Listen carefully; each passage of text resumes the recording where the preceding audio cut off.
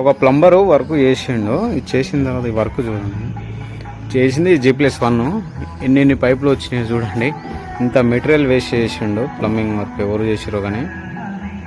ఈ తర్వాత మళ్ళీ నాకు కన్సల్ట్ అయితే నేను వచ్చి మిగతా వర్కులు చేస్తున్నా. ఇన్ని లైన్స్ అన్ని పైపులు వేస్ట్ చేసిన అవన్నీ అవసరం లేదు. G+1కి అసలు మోటార్ లైన్ అక్కడ లాస్ట్కి రావాలి, బ్యాక్ సైడ్ రావాలి. మోటార్ లైన్ ఎక్కడ నుండి వేసిండు చూడండి. ఈ మోటార్ లైను మన రెయిన్ వాటర్ ఉంటుంది, ఆ రెయిన్ వాటర్ దగ్గర నుండి వేసిండి ఈ లైను.